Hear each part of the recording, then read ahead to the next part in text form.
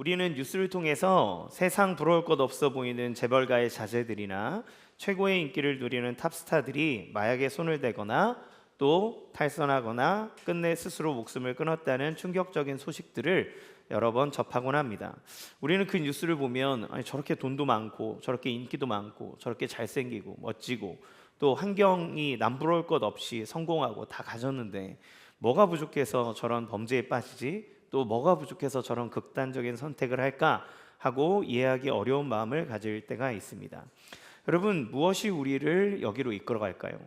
죽음의 수용소라고 하는 책을 쓴 빅터 프랭클은 아우슈비츠 그 수용소에서 사람들이 어떻게 죽는지를 봤는데, 소망이 없는 절망의 상태에 빠지면 사람은 그 생명을 버리더라, 그러니까 생명이 끊어지더라, 이렇게 얘기합니다. 사실 우리도 삶에서 무언가를 얻으면 행복할 것처럼 생각하지만 막상 그것을 얻고 나서도 진짜 기쁨과 평화가 이루어지지 않았다는 것을 매번 느끼며 살아갈 때가 있습니다.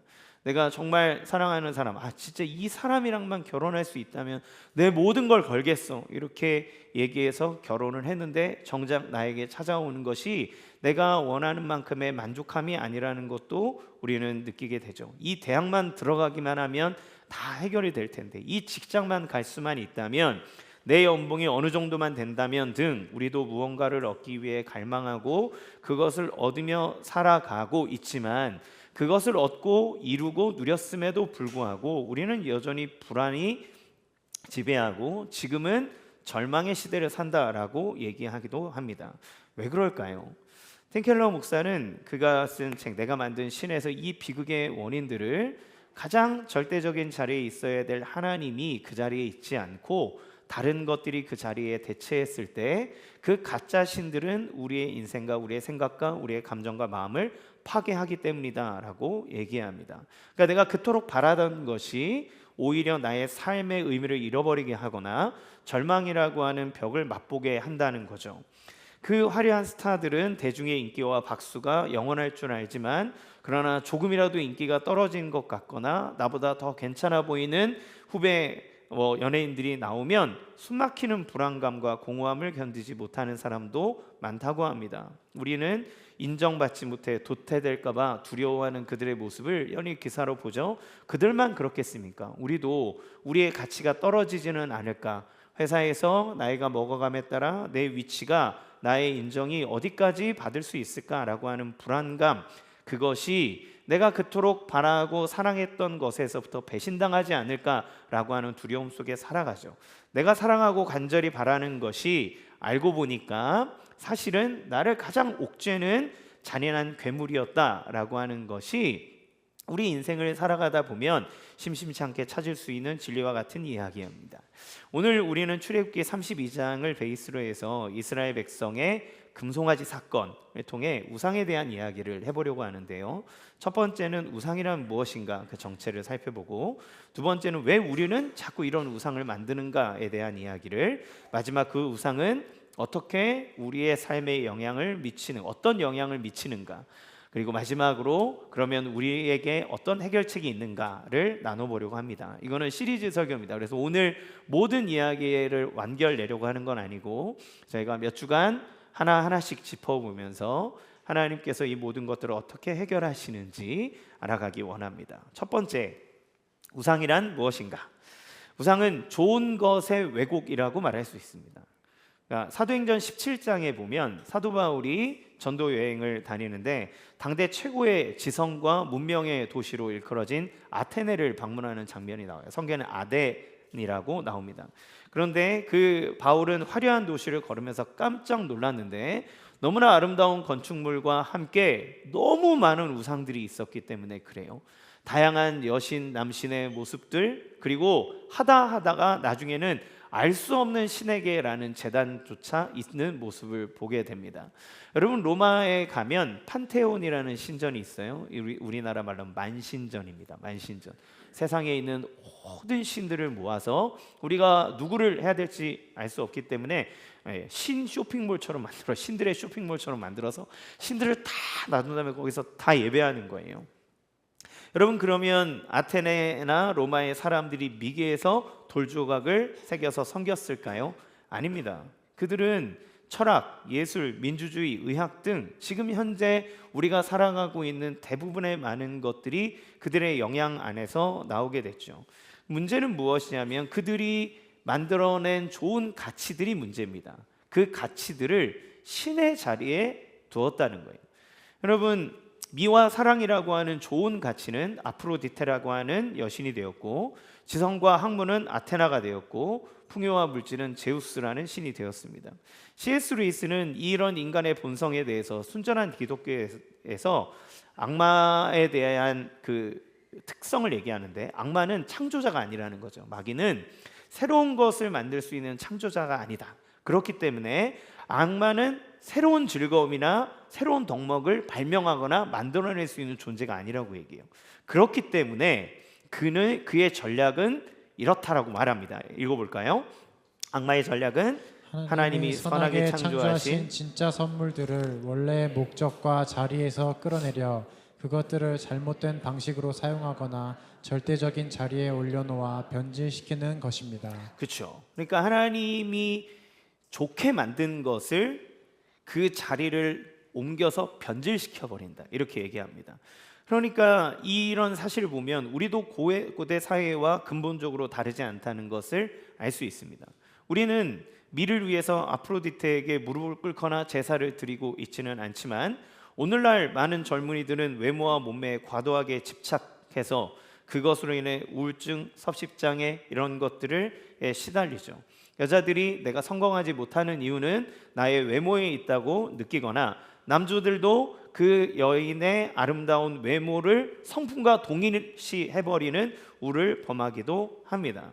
지금도 어떤 사람은 재물운이 좋다고 해서 문 앞에 해바라기 액자를 놓는다든지, 또 무언가라도 좋다라고 하는 것이 있으면 현관이나 방 곳곳에 우리는 부적처럼 놔두는 것을 그래도 좋은 게 좋은 거니까 라는 식으로 하죠. 그러니까 우리는 사실 그 아테네나 로마 시대의 사람, 우리 또 과거의 조상들처럼 비나이다 비나이다라고 하지는 않을지라도 우리는 성공과 부를 위해서 헬스장을 우리의 신전 삼아 우리의 몸을 가꾸려고 하고, 사무실을 우리의 재단 삼아서 나의 성공을 위해 제사드리듯 하고, 우리 아이들의 성공을 위해 학원을 신전 삼아 끝없이 보내면서 나는 너희를 위해 이걸 한다고 얘기하죠. 여러분, 학원간의 정설은 20%에서 30%입니다. 공부하는 학생. 전체 학생의 무조건 20-30%만 공부하는 게 학원가의 정설이래요. 그러면 부모들은 모를까요? 압니다. 근데 왜 보낼까요? 거기 안 가면 불안하니까. 공부하든 안 하든 그거는 나중 문제고, 내 눈앞에서 널브러져 있는 걸 보면 속 타고, 그래 거기라도 보내놓으면 뭐라도 하지 않겠냐라고 하는 막연한 믿음이 아이들의 인생에 마치 그곳이 재단이다 되듯 보내는 거죠. 여러분, 여기에서 오해하지 말아야 될 것은 지금 나열한 것들은 좋은 것들입니다. 우리가 외모를 가꾸는 것, 자녀의 미래를 위해서 아이를 공부시키고 교육하는 것, 우리가 앞으로의 삶을 위해서 일하고 또 성취를 위해서 노력하는 것, 좋은 것들입니다. 그것이 나쁘다고 얘기하지 않습니다.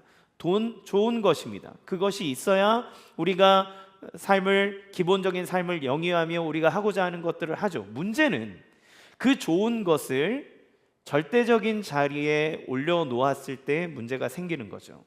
이것은 지금 불거진 이야기만은 아닙니다. 500년 전에 있었던 존 칼빈이라고 하는 종교 개혁자는 그의 저서인 기독교 강해에서 이미 이렇게 얘기했어요. 인간의 마음은 영원히 끊임없이 우상을 만들어내는 공장이다, 이렇게 얘기합니다. 그러니까 사람은 한없이 자기의 마음속에 그 무언가를 나의 신으로, 가짜 신으로 만드는 우상 공장과 같다라고 표현하죠. 우상 숭배는 고대 이방인의 문제가 아니라 인간 본성 깊은 곳에 새겨진 고장난 예배의 본능이다라고 얘기할 수 있죠. 그래서 틴켈러는 그 칼빈과 또 C.S. 루이스 등 수많은 믿음의 선배들의 이야기를 계승해서 이렇게 정의합니다. 읽어보겠습니다. 시작. 우상이란 본래 돈, 성공, 가족처럼 삶의 좋은 것을 궁극적인 자리에 놓는 것이다. 그렇죠. 우리는 우상 그러면 나쁜 것, 악한 것 생각하지만 우상은 좋은 것입니다. 좋은 것을 하나님이 우리에게 사용하라고 주신 좋은 것을 원래 자리가 아닌 하나님의 자리에 올라갈 때 그것이 우상이 되는 거죠.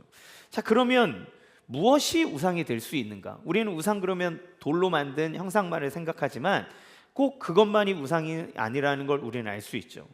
여러분, 무엇이 우상이 될 수 있을까요? 하나님은 십계명을 주시면서 첫 번째 계명에 너는 나 외에 다른 신을 내게 두지 말라 이렇게 얘기하셨습니다. 그러면 여기서 말하는 다른 신은 무엇일까요? 두 번째 계명에 나옵니다. 출애굽기 20장 4절에서 5절 읽겠습니다. 시작. 너를 위하여 새긴 우상을 만들지 말고 또 위로 하늘에 있는 것이나 아래로 땅에 있는 것이나 땅 아래 물속에 있는 것에 어떤 형상도 만들지 말며 그것들에게 절하지 말며 그것들을 섬기지 말라. 예, 무엇인가요? 세상에 있는 모든 것입니다.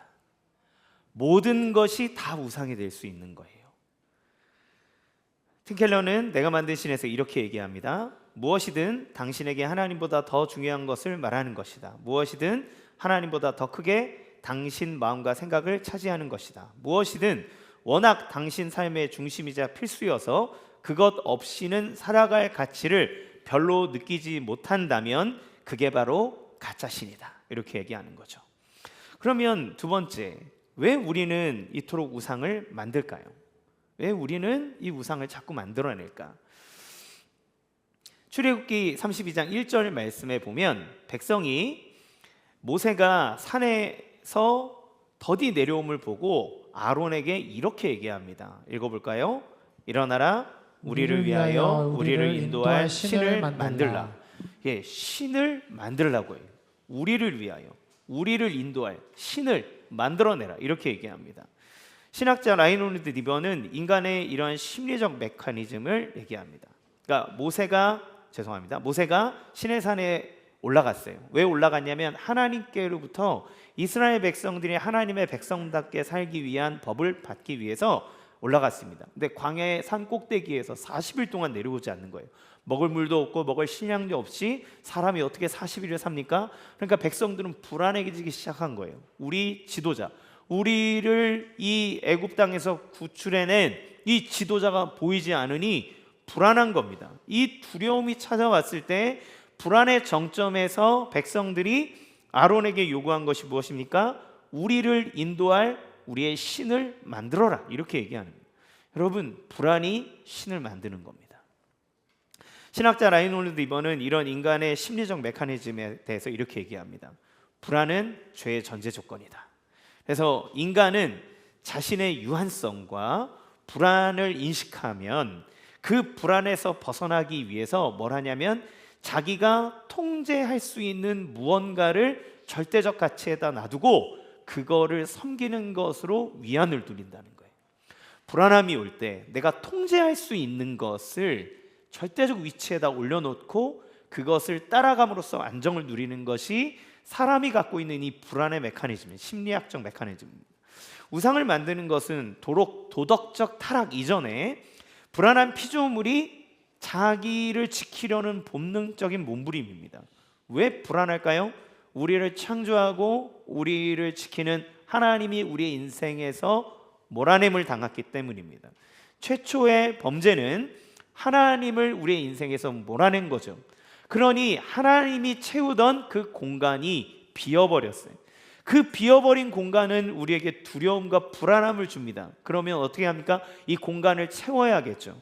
하나님과 같은 존재로 그 신을, 가짜 신을 만들어 그 공간을 메우려고 합니다. 여러분, 우리 그래서 우상을 포기하기 위해서 가장 먼저 해야 될 일은 무엇일까요? 그 불안을 하나님 앞에 내려놓지 못하면 그 불안은 해결될 수가 없는 거예요. 우리의 삶에서 불안을 느끼는 영역은 무엇입니까? 소중한 것입니다. 내가 너무너무 좋아하는 것, 소중하게 여기는 것, 사랑하는 것, 그것 때문에 우리는 불안이 옵니다. 그 소중하지 않은 것이 버려지는 것이 뭐 그렇게 불안해요? 그 내가 간절히 바라지 않는 것이 안 이루어진들 그게 뭐 그렇게 불안하겠습니까?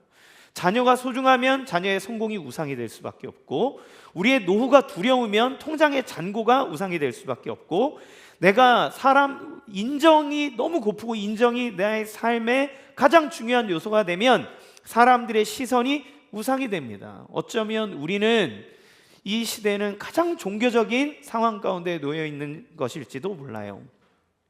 문화심리학자인 한민 교수는 그의 책에서 숭배하는 자들 호모 피델리스라는 책에서 지금 이 종교 사회에 대한 것들을 평가합니다. 그가 얘기한, 아마 이분은 과거의 기독교 신자였던 것 같아요. 네. 제가 보면 그런 것 같습니다. 이 사람은 우리나라의 무종교인, 그러니까 설문조사라면 우리나라에서 종교가 없습니다라고 응답하는 사람이 63% 정도 됩니다. 절반 이상이 무종교라고 얘기해요. 그런데 여러분 재미있는 게 뭐냐면 2000년대 초반에 무속인 수를 세봤을 때 20만 명이었습니다. 2023년도에 무속인 수를 셌을 때 80만 명입니다. 그러니까 거의 20년 정도 사이에 4배가 무속인들이 많아진 거죠. 이상하죠? 무종교인들이 많아지는데 무속인들은 4배가 많아진 겁니다. 여러분 파묘라는 영화 아십니까? 그거는 오컬트 영화죠. 무속인들이 그거 하는 것이 주 배경인데 이게 거의 200만 가까이 되는 흥행을 이뤘습니다. 이런 관객이 동원된 것은 결국 우연이라고 말할 수 없는 거죠. 사람들은 무종교라고 얘기하지만 영적인 것에 상당히 관심이 많고, 그리고 그 불안함을 이러한 것으로 해소하려고 한다는 겁니다. 우리는 정치와 또 수많은 리더들 사이에 얼마나 무속신앙과 사이비의 그런 사상들이 퍼져 있는지를 여러 기사들을 통해 확인했습니다. 종교는 불안을 먹고 자랍니다. 인간은 불안할 때 반드시 그 불안을 해소할 무언가를 신으로 만듭니다. 그런데 그 무언가는 내가 통제할 수 있는 것이어야 마음의 안정이 되는 거죠. 그렇다면 다시 생각해 봅시다. 그걸 신이라고 말할 수 있는가? 내가 만들어서 내가 원하는 그림을 그려준 그것을 신이라고 말할 수 있는가? 여러분 이게 어떤 뜻인지를 좀 잘 살펴보려면 동양적인 범신론, 그러니까 우리가 흔히 보고 있는 그런 문화적인 것을 살펴보면 좀 쉽게 이해할 수 있습니다. 제가 제일 전도하고 싶어 하는 사람 중에 한 사람, 미야자키 하야오라는 작가가 있습니다. 예, 그의 만화를 보면서 동심은 이런 거구나 막 이런 걸 꿈꿔서 저 사람이 예수 믿으면 좋겠다 막 이런 생각했거든요. 그 지브리 스튜디오에서 나온 유명한 애니메이션 중에 센과 치울의 행방불명이라는 작품을 아마 보신 분이 많이 있을 겁니다. 여기에 보면 기이한 신들의 모습, 그러니까 엄마 아빠가 탐욕을 부리다가 돼지로 변했는데 이걸 되돌리기 위해서 이 아이가 신들의 여관에 들어가서 그 방법을 찾는 과정들이에요. 그런데 이 신들이 모이는 온천장에 신들이 막 모여요. 그런데 기이한 신들이 여러 가지 모습으로 끊임없이 들어오는 것을 보게 됩니다. 무의 신, 인형의 신, 닭을 많이 잡아먹어서 미안해서 만든 닭의 신, 역병을 막아주는 신, 심지어 오물신까지 나옵니다. 나중에 이 오물신이 이제 환경 때문에 오염된 강의 신이었다는 게 밝혀지죠. 실제로 일본에는 다양한 신사들이 많이 있습니다. 일본에 야오요 로즈노카미라는 표현이 있는데 이 표현이 800만의 신이라는 뜻이 있대요. 그러니까 그만큼 수많은 신들이 일본에 존재한다라고 믿습니다. 길가에 굴러다니는 돌멩이도 부엌의 칼도 나무에도 다 신이 있고 이순신도 신이고 호도리도 신입니다. 네. 여러분 그런데 재미있는 것은 종교학자들은 이런 현상을 두고 되게 역설적인 진단을 내려줘요. 뭐라고 얘기하냐면 이렇게 수많은 신을 믿는 사람들은 역설적으로 진짜 신을 믿는 종교가 없다고 보는 것이 맞다. 왜 그럴까요? 그들이 온 세상 만물에 신의 이름을 다 붙여놓은 이유는 그 신을 진심으로 경외하고 사랑해서가 아닙니다. 자기의 불안함에 대한 표현이 신의 이름으로 나타나는 거죠. 그저 내 불안을 달래고 내 필요에 따라 신들을 조종하고 이용하기 위해서 모든 것에다 다 신을 부여하고 거기에 절하고 소원을 비는 것으로 안정을 누리는 겁니다. 따라서 우상은 마음을 지배하는 거죠. 마음을 지배하기 위해서 그 자신이 만들어내는 것, 내가 더 생각할 것도 없이 열정과 에너지, 돈과 정서적 자원을 다분히 여기에 다 쏟을 수 있습니다. 이것을 위해서라면 가정과 자녀, 직업과 돈벌이, 성취와 평론가들의 호평, 체면, 사회적 지위 다 우상이 될 수 있습니다. 로맨틱한 이성관계, 업계 인정, 안전하고 평안한 환경, 외모, 두뇌, 정치, 대의명분, 도덕, 가치관, 타인의 삶을 고치는 데 인생에 의미를 거는 것을 상호 의존이라고 부르지만 사실은 그것마저도 우상 숭배가 될 수 있습니다. 심지어 여러분이 교회에서 기독교 사역에 대해서 성공하는 것도 다 우상이 될 수 있습니다. 제가 목회를 통해서 성공하려고 하는 것도 우상이 될 수 있고, 우리가 선한 일을 하려고 하는 그 자체 내면 안에는 사실은 하나님이 아닌 우리의 평안과 안정을 위해서 하려고 하는 우상이 잠들어 있을 수 있는 거죠. 그러니까 우상은 모든 것이되 가장 은밀하게 정체를 감추고 우리의 삶을 조종하고 있다는 겁니다. 여기서 중요한 것은 우리가 만든 마음속에 있는 우상은 우리가 만들었는데, 그런데 그 우상이 우리를 조종한다는 거예요. 그래서 팀켈러는 성경이 이 우상에 대해서 세 가지 은유를 가지고 표현한다라고 얘기합니다. 그러니까 우리가 만들어내는 것, 이런 것들이 우상이 되어서 우리의 마음을 조종한다는 거예요. 첫 번째는 결혼의 은유를 사용합니다. 우리의 참 배우자는 하나님이어야 하며 그분보다 다른 것을 더 갈망하고 즐거워하면 그건 영적 간음이라고 얘기하죠. 예를 들면 로맨스나 성공 같은 것은 거짓 연인이 돼서 우리에게 내가 사랑받고 있는 소중한 존재라고 존재라는 느낌을 약속할 수 있습니다. 근데 이런 우상은 우리의 생각을 주로 사로잡기 때문에 평소에 주로 공상하는 내용이 무엇인지를 살펴보면 알 수 있다는 거예요. 첫 번째, 우리가 즐기는 상상은 무엇인가? 내가 가장 절실하게 꾸는 꿈은 무엇인가? 바라는 것. 우리는 그 우상에게서 사랑과 가치와 아름다움과 의미와 보람을 얻으려고 하는 것. 거기에서. 두 번째는 종교적 은유를 얘기합니다. 참 구주는 하나님이어야 하는데 개인적 성취나 경제적 번영에서 평화와 안정을 얻으려고 하는 것. 이런 우상은 우리 자신에게 통제권이 있다는 느낌을 줍니다. 내가 통제권을 가지고 있다. 그렇기 때문에 우리가 두려워하는 것을 살펴보면 찾아낼 수 있는 거죠. 그래서 내가 가장 지금 두려워하고 있는 것은 무엇인가? 또 삶의 가치를 느끼기 위해서 결코 잃어서는 안 되는 것은 무엇인가? 그것을 뭐라고 생각하는가? 그런 질문을 갖고 찾아보다 보면 우리 안에 갖고 있는 이 통제 우상들을 찾을 수 있을 거예요. 세 번째, 정치적인 은유를 얘기합니다. 우리의 유일한 왕이요 구주는 하나님이어야 되는데 인간은 무엇이든 자신이 사랑하고 믿는 대상 또한 섬기기 마련입니다. 이 경우 우리의 가장 집요한 감정을 들춰보면 찾아낼 수 있어요. 우리를 주체할 수 없는 분노나 불안, 낙심에 빠뜨리는 것은 무엇인가? 또 떨칠 수 없는 죄책감으로 나를 괴롭게 하고 있는 것은 무엇인가? 이런 것들을 우리의 마음속에 깊이 생각하면서 말씀 안에 찾아본다면 이 내 마음속에 나를 지배하고 있는 가짜신이 무엇인지를 찾을 수 있는 거죠. 이런 우상들이 우리를 지배하는 이유는 우리가 그것 없이는 삶이 무의미하다고 느껴서이기 때문입니다. 흔히 말하는 심리적인 문제들도 완벽주의, 일중독, 망성적 우유부단, 남을 통제하려는 욕구, 이런 모든 것도 좋은 것을 우상으로 둔갑시켜버린 결과물이라고 얘기할 수 있죠. 그리고 오늘 본문에서 우리가 반드시 주목해야 될 것이 있는데 5절 말씀 같이 읽어보겠습니다. 시작. 아론이 보고 그 앞에 제단을 쌓고 이에 아론이 공포하여 이르되 내일은 여호와의 절일이니라 하니. 그렇죠. 그들이 뭘 만들었습니까? 금송아지를 만들었어요. 금송아지는 이 이집트에서 이렇게 신성시하게 여기던 것입니다. 그러면 이 사람들은 이방신을 만들었을까요? 여기 말씀을 보면 그렇지 않다고 얘기합니다. 우리를 애굽에서 인도한 우리의 신을 만들려고 그랬잖아요. 누가 인도했습니까? 하나님이 인도했죠. 금송아지 만들고 난 다음에 아론이 뭐라고 얘기하냐면 내일은 여호와의 절일이다.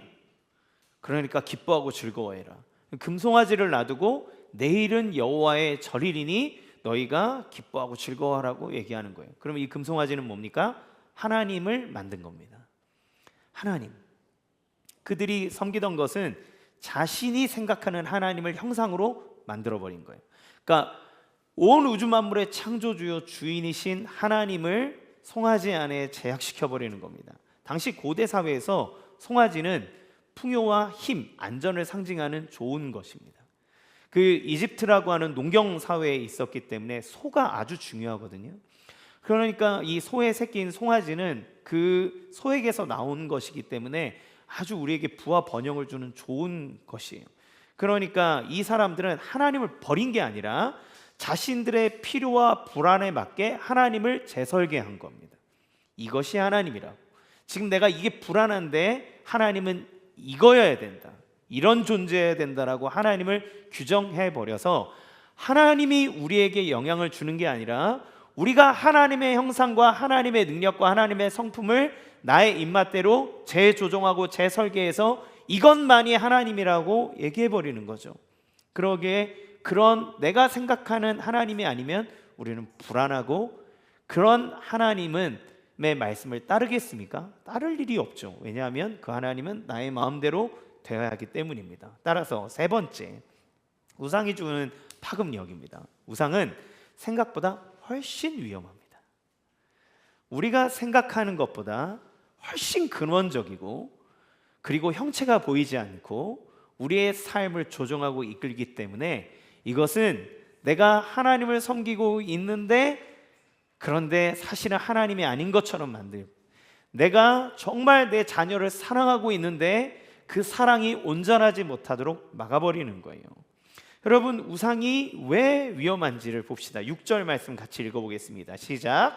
이튿날에 그들이 일찍이 일어나 번제를 드리며 화목제를 드리고 백성이 앉아서 먹고 마시며 일어나서 뛰놀더라. 네, 아멘. 여기서 뛰논다고 얘기했어요. 뛰논다라고 얘기하는 건 단순히 신나게 춤추는 것을 얘기하는 게 아닙니다. 이 원문의 의미는 통제력을 잃은 상태를 얘기하는 거예요. 그들이 하나님이라고 만들어놨는데, 하나님은 어떤 분이십니까? 거룩하신 분이죠. 정의로운 분입니다.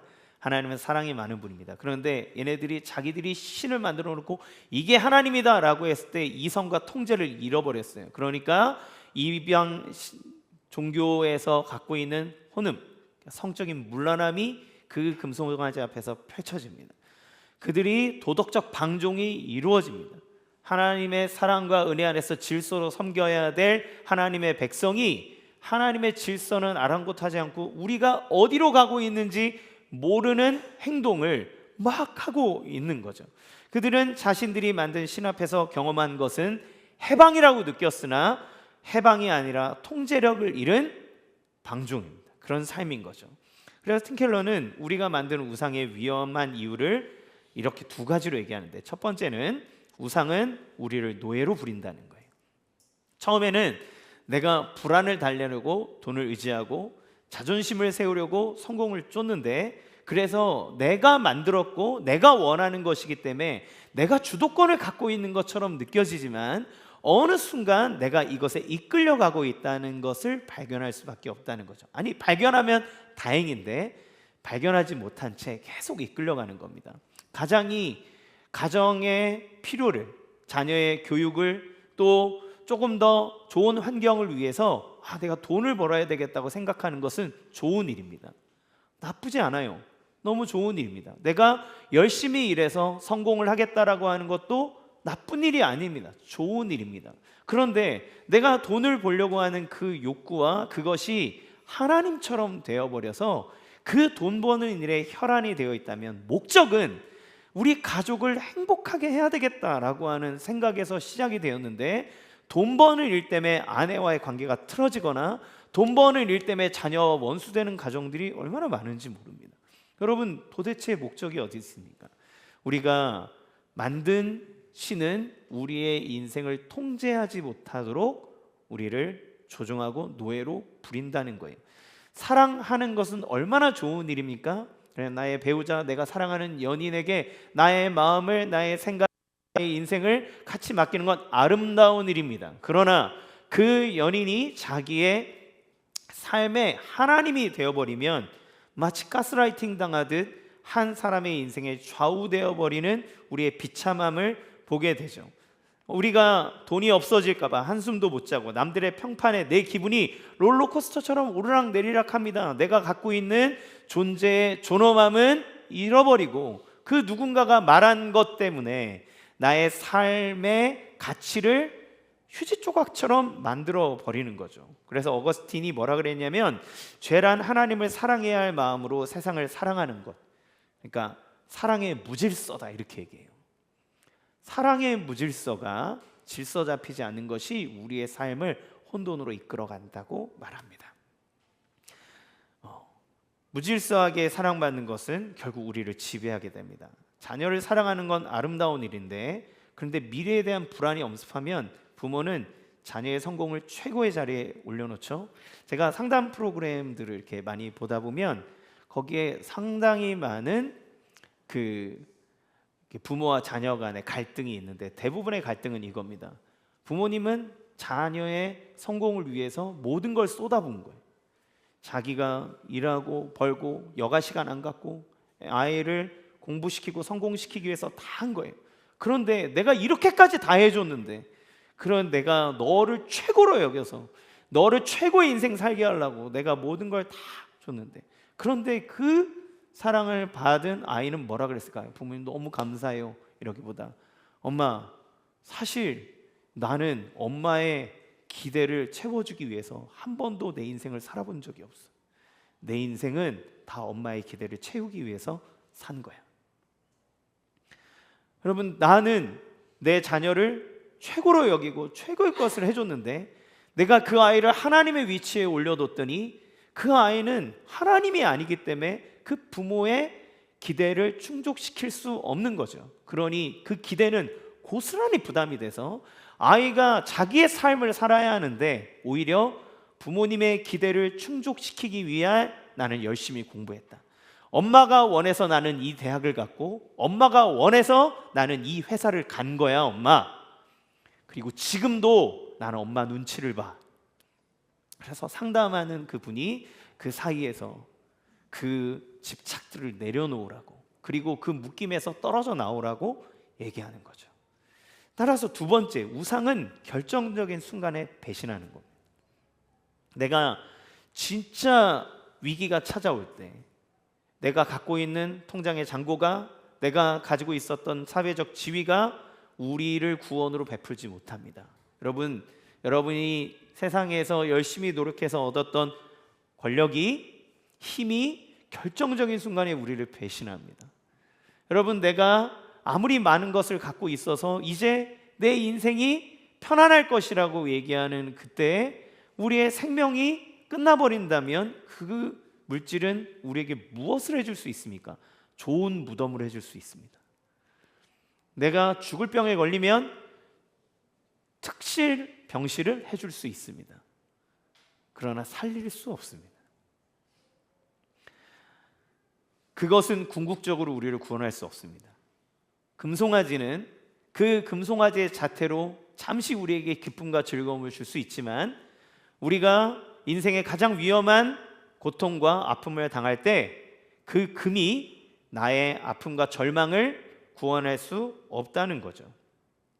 우리가 하나님보다 더 사랑하고 의지하는 세상의 조건들은 결국 인생의 가장 중요한 순간에 우리를 절망의 낭떠러지로 밀어버립니다.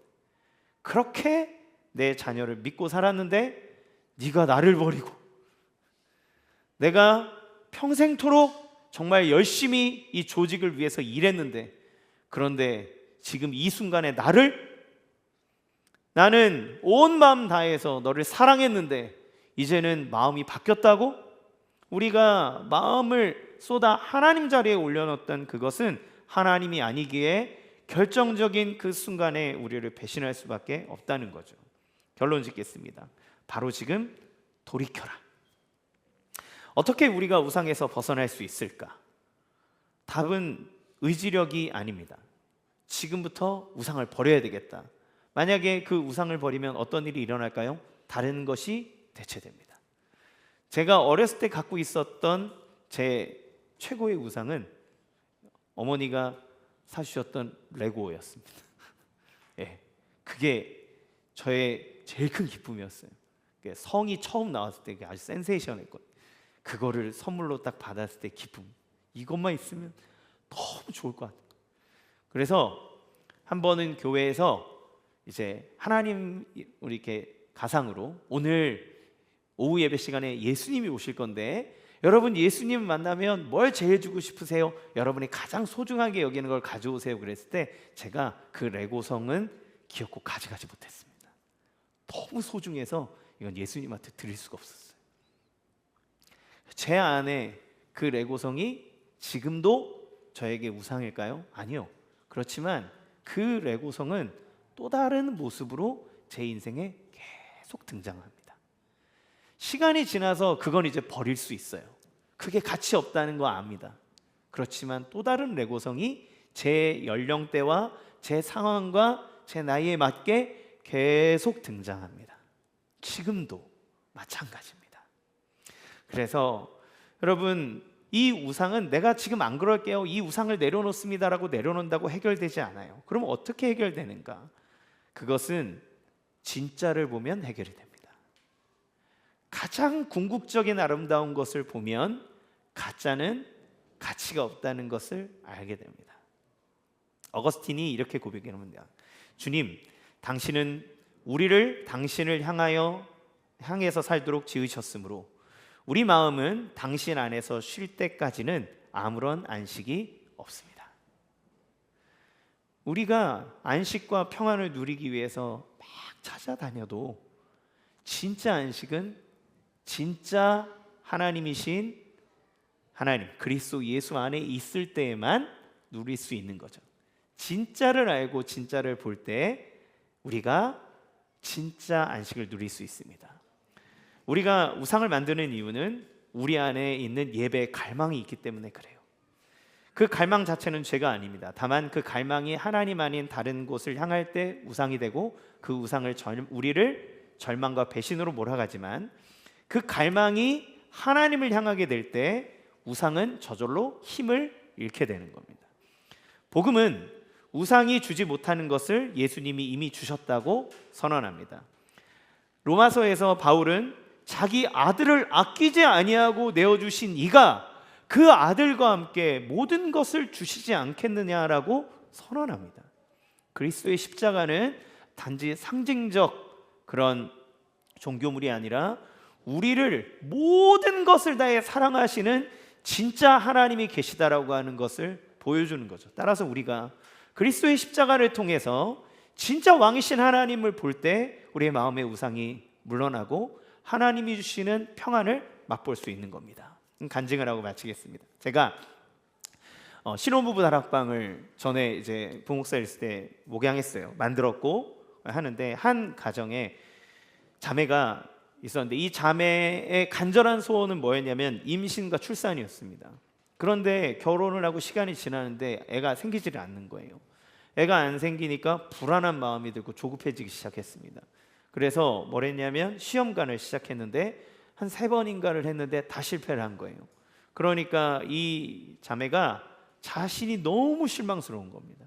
남편이 와서 여보 괜찮아, 우리 또 하면 되지, 일단 여보 몸 잘 안사하고 그 다음에 하자라고 얘기했는데 남편이 아무리 속삭여주는 사랑의 음성도 아무 의미가 없습니다. 아이를 낳지 못하는 자기는 가치가 없고 자기의 삶의 중요한 목적을 잃어버렸기 때문에 이 자매의 마음은 불안과 절망감이 찾아오기 시작했어요. 그런 마음 때문에 우울증이 생기기 시작했고 공황장애가 찾아왔습니다. 더 이상 저 한번 신방하려고 전화를 했는데 계속 우느라 이 자매가 말을 이어가지 못하는 거예요. 그 가정을 찾아갔습니다. 그녀가 그리는 행복한 가정에는 반드시 아기가 있어야만 하는 거였어요. 신방을 하면서 자매와 함께 이야기를 하다가 그 자매님에게 말씀을 나눌 때 이렇게 얘기했습니다. 자매님, 생명의 주관자는 하나님입니다. 아이가 당신의 존재를 빛나게 하는 것이 아니고 하나님이 당신을 빛나게 하십니다. 자녀가 있든 없든 하나님 당신을 사랑하시고 당신의 가치는 조금도 줄어들지 않습니다. 당신을 위해서 그리스도가 생명을 버리시기까지 당신을 소중히 여기고 당신에게 모든 것을 주기 위해서 그리스도가 오셨습니다. 그런데 당신이 인정하고 생각해야 되는 게 있습니다. 생명은 하나님의 것이라는 겁니다. 우리가 만들 수 없습니다. 아무리 의학이 발전하고 의술이 발전해도 생명은 우리가 만들 수 있는 것이 아닙니다. 그것은 하나님께 있는 겁니다. 그것을 인정하셔야 됩니다.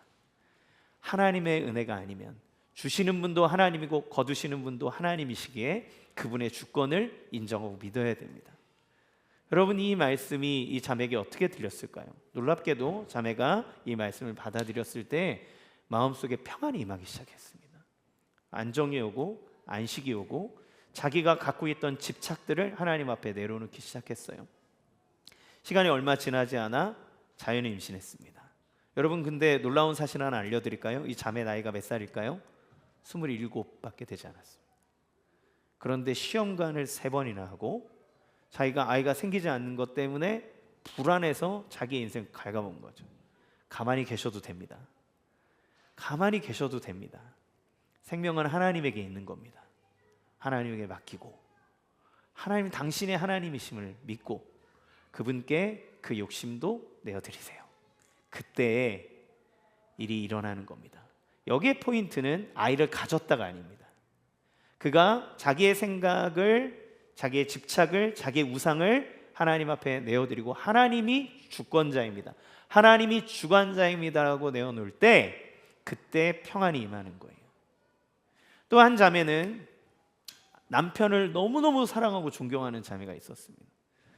근데 이 자매가 그 남편이 술을 먹었는데, 원래 술을 잘 안 하는데 술을 먹었는데 이 술을 깊이 취했을 때 남편 안에 있는 한 번도 보지 못한 폭력성을 목격하게 된 거예요. 이 여자 충격을 받았습니다. 내가 사랑한 남자는 이 남자가 아닌데, 내가 생각한 남자는 이 남자가 아닌데 이 남편이 했던 모습이 너무 충격적이어서 자기 아버지, 장인어른한테 했던 그런 것들이 너무 충격적으로 다가와서 이 자매가 남편을 사랑하긴 하지만 남편에 대한 실망감이 몰려오면서 둘 사이에 아이도 생기지 않고 공황장애가 찾아오고 더 이상, 그러니까 남편을 사랑하지 않는 건 아닙니다. 여전히 되게 건실하고 되게 젠틀하고 좋은 형제였어요. 그런데 자기도 모르는 폭력성이 술을 딱 먹었을 때 드러난 거죠. 그것 때문에 그 모습을 생각하면 아직도 막 벌벌벌 떨린다. 그래서 자녀를 갖기 원하고 또 가정을 행복하게 하기 원하는데 그런 생각들이 이 자매의 마음을 사로잡으니까 삶의 일들이 온전히 이루어지지 않는 거죠. 가정에 들어가서 제가 선언하는 것은 무엇이었냐면, 이 가정의 주인은 하나님이시고, 그리고 당신이 남편을 하나님의 자리에 올려놨던 것을 내려놓으십시오. 그도 한 사람의 인간입니다. 당신이 보지 못했을 뿐이지 수많은 약점이 있는 사람이고 부족함이 있는 사람입니다. 하나님 앞에 그걸 인정하십시오. 그리고 우리 집안에 우리를 이끄는 나의 가장 궁극적인 신랑, 우리의 진짜 주님은 그리스도 예수라고 하는 사실을 받아들이십시오. 그리스도 예수 안에서 당신의 남편을 보십시오. 그리스도 예수 안에서 그 남편의 연약함을 받아들이십시오. 그때 이 여자분이 내 남편이 완벽했던 모습의 그 환상을 내려놓고 내 남편도 부족한 부분이 있다. 내가 사랑한 사람은 완벽한 남신 같은 존재가 아니라 부족함이 있는, 내가 실망할 부분이 있는 연약한 사람이다라고 하는 걸 인정했을 때 그 남편에 대한 다시 존경의 마음, 사랑의 마음들이 켜졌고, 그리고 그 가정도 몇 달 지나지 않아서 임신하고 자녀를 출산할 수 있게 됐어요. 여기에서도 포인트는 그저 자녀를 출산했다, 행복했다가 아니라 자기가 갖고 있는 남편의 이 사랑의 관계 안에서 자기를 구원해 줄 것 같은 정말 듬직한 남편의 존재를 하나님의 자리에서 내려놓고 한 사람의 인간으로 볼 때 오히려 그 가정에 하나님 주시는 평안과 그녀의 마음속에 강박처럼 갖고 있던 이 남자에 대한 기대감이 내려놔질 수 있는 거죠. 사랑하는 성도 여러분, 우리가 살고 있는 세상은 비종교적이고 무종교인이 60%가 넘는다고 하는 이성적 시대를 살아갈 것 같지만 그럼에도 불구하고 이 땅에는 수많은 우상들이 가득합니다. 사람은 더할 나위 없이 종교적이고 사람들은 그 무언가를 자기 인생의 주인으로 삼기 위해서 지금도 다른 신을 찾아 나섭니다. 지금 잠시 우리의 마음속을 들여다보기 원합니다. 어떤 생각이 가장 나의 마음을 지배합니까? 잃어버리면 인생이 무의미해질 것 같은 그것은 무엇입니까?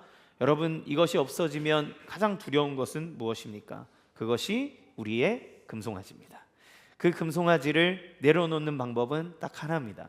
내가 아무리 내려놓으려고 해도 내려놓을 수 없는 이 금송아지는 진짜 아름다우신, 진짜 우리를 사랑하신, 우리를 위해 모든 것을 내어주신 하나님 아버지 그리스도 예수의 사랑을 바라볼 때, 진짜 아름다움을 찾을 때 우리 안에 일어나는 거죠.